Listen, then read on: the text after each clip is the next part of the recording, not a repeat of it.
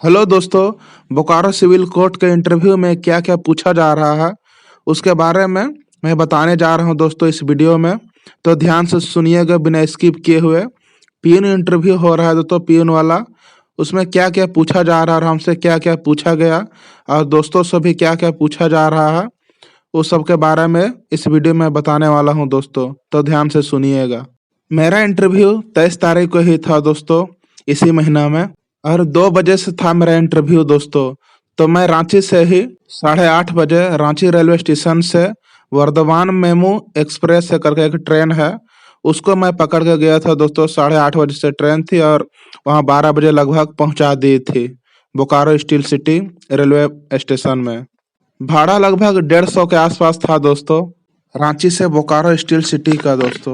बोकारो लगभग 12:30 बजे तक मैं पहुँच गया था दोस्तों।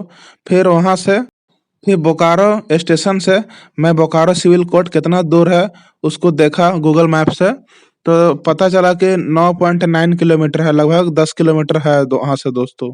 तो फिर मैं रैपिडो बुक किया, मतलब मोबाइल से ही। फिर रैपिडो से मैं वहाँ चला गया दोस्तों। उसका भाड़ा लगभग 100 लग गया था दोस्तों। वहाँ 1:10-15 तक हम लोग पहुँच गए थे। फिर मेरा एडमिट कार्ड नहीं मिला था दोस्तों, तो फिर मैं जाके वहाँ अंदर जाके थोड़ा-सा पूछताछ किया कि ऐसा-ऐसा बात है। एक फॉर्म फिलअप करके दिए और एक फ़ोटो और आधार कार्ड सब माँगा गया वहाँ। फिर कुछ देर में प्रवेश पत्र दिया गया। फिर इंटरव्यू में डॉक्यूमेंट वेरिफ़िकेशन के लिए कुछ देर इंतज़ार करना पड़ा। फिर जब टाइम आया हम लोग का 2 बज के उधर कुछ मिनट हो गया था, तो फिर डॉक्यूमेंट वेरिफ़िकेशन के लिए तैयारी हुआ।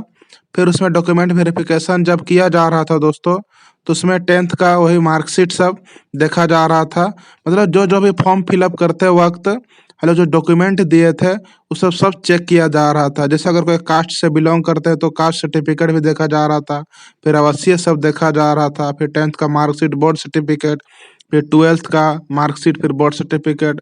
तो हम पीजी तक पढ़ाई किए हैं, तो पीजी तक का मार्कशीट और उसका जो यूनिवर्सिटी सर्टिफ़िकेट होता है, वो सब मेरा चेक किया गया दोस्तों। फिर सबका डॉक्यूमेंट वेरिफ़िकेशन होने तक इंतज़ार करना पड़ा। जिसका हो गया था वो इंतज़ार कर रहे थे। फिर इंटरव्यू देने के लिए तैयारी मतलब किया जा रहा था दोस्तों। तो फिर जब मेरा इंटरव्यू देने का समय आया दोस्तों, तो मैं अंदर गया दोस्तों, मैं कमिंग सर करके मैं पूछा मैं अंदर आ सकता हूँ?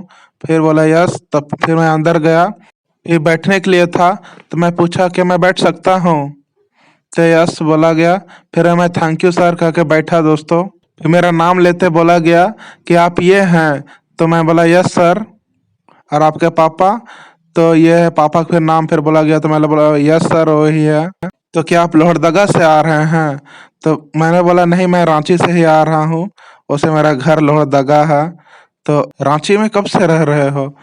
तो रांची में मैं 8-10 साल से रह रहा हूँ सर। तो वहाँ क्या करते हो? वहाँ पढ़ाई करता हूँ सर, कहा।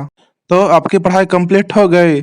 तो बोला हाँ सर, पढ़ाई जहाँ तक करना था वहाँ तक पढ़ाई कर लिए। तो इससे आगे कोई पीएचडी सब करना है या नहीं?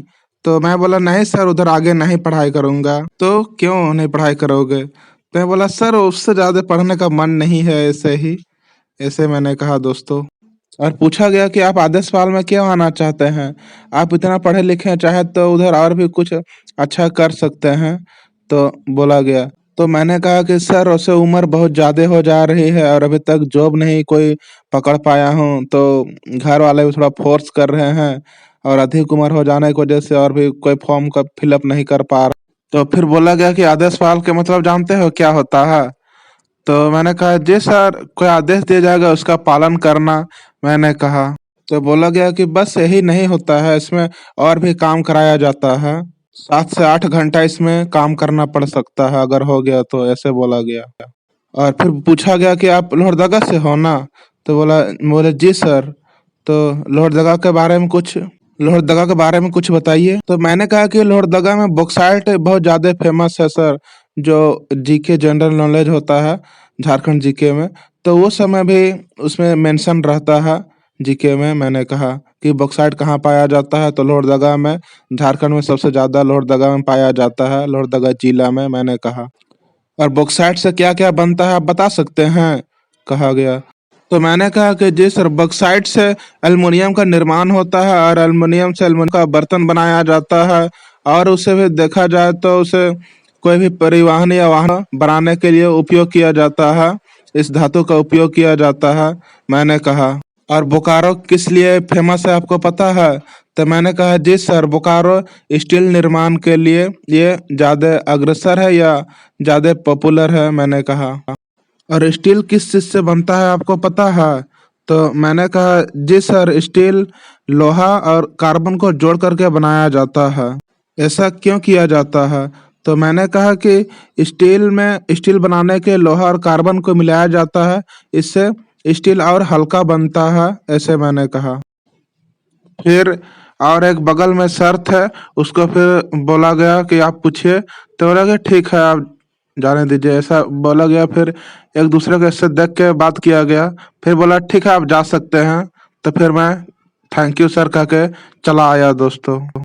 तो दोस्तों, आपने देख ही लिया होगा कि क्या क्या पूछा गया और क्या क्या पूछा जा रहा है। वैसे और भी दोस्त थे जो बाहर निकल गए थे द इंटरव्यू देकर।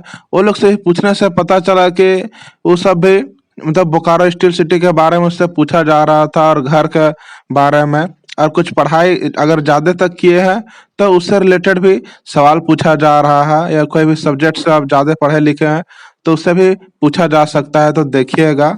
तो मैं आप सबको कहना चाहता हूँ दोस्तों कि आप सभी तरफ से पूरा तैयारी करके आइएगा बोकारो स्टील सिटी के बारे में भी, और अपना घर तरफ अगर कोई डिस्ट्रिक्ट में पड़ता है उसके बारे में। तो कहाँ से पूछा जा सकता है उसे कहना मुश्किल है। तो हर तरफ सब हर चीज को जहाँ तक सोच सकते हैं वहां तक तैयारी सब करके आइएगा दोस्तों, कि यहाँ क्या क्या पूछा जा सकता है, उस तरह का आप तैयारी कर लीजिएगा, ठीक है। और मेरे चैनल को अगर सब्सक्राइब नहीं किए हैं दोस्तों तो सब्सक्राइब कर लीजिएगा। वैसे कब रिजल्ट आएगा वो सब सब यहीं पब्लिश किया जाएगा। तो ठीक है दोस्तों, धन्यवाद।